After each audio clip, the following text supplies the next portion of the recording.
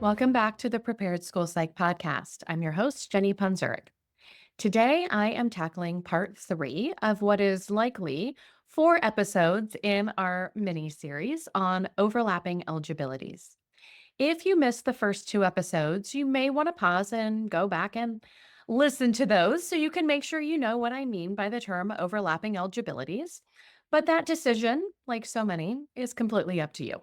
So let's go ahead and get into part 3 of our mini series. Sometimes we are evaluating students and considering more than one area of eligibility. And sometimes the student meets more than one.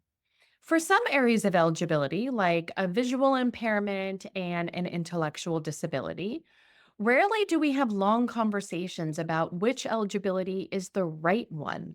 Air quotes for the word right for those just listening. We just state the student meets both, and then we have a discussion about which to choose for a primary eligibility.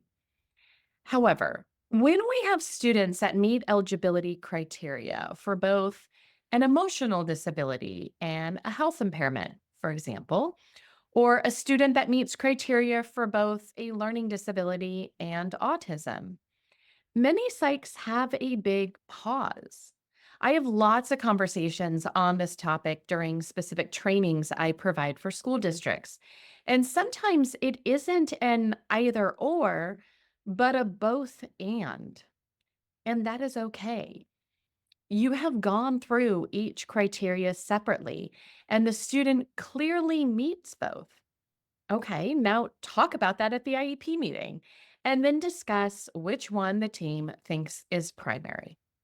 I don't know about you and how your meetings run, but as a school psych, my role at the IEP meeting typically includes walking the team through eligibility considerations. And many times, if the student meets the criteria for more than one eligibility classification, I make a recommendation to the team for the primary eligibility. I know that my recommendation is not the end all be all. I used to present this information differently. In the past, I had stated something like student meets the criteria under both SLD and OHI. Does anyone on the team have thoughts about which eligibility should be considered primary? But what happened sometimes was crickets. Like no one would say anything. So I changed the way that I present this information. I will still say that the student meets the criteria under both SLD and OHI. And then I add something like, I recommend that other health impairment be considered primary for this student, if that's what I recommend. What does the rest of the team think? Typically, the team is either in complete agreement and they state that, or if someone strongly disagrees, it provides a space for another opinion. Again, I am not the sole decision maker when it comes to eligibility decisions. This is done by a group of qualified professionals and the parent. I just happen to be part of that group of qualified professionals.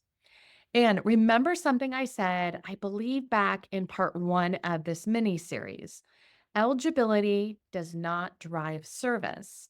Choosing SLD or other health impairment is as the primary eligibility for a student on the IEP document should not have major consequences as it relates to goals and services. Goals are driven by student needs related to their disability. And yes, I tend to point out this important fact as well when I am reviewing eligibility and I know the team might be kind of wrestling with a decision.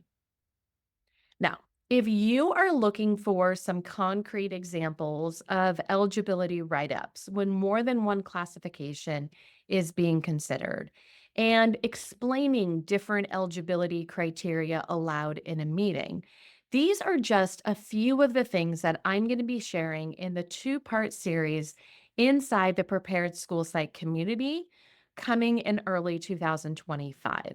Yes, we're going to walk through examples and share some different ways I write up eligibility statements in my reports.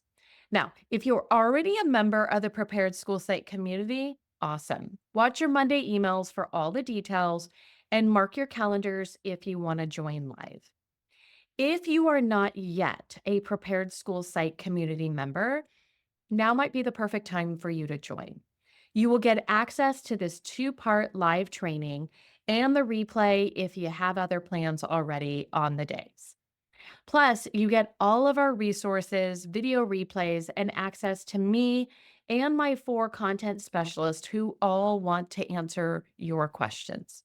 So, check out the link inside the show notes and become a member today to get access to the training. I will talk to you soon in part 4 of this podcast mini series. Until then, I hope you have a great day.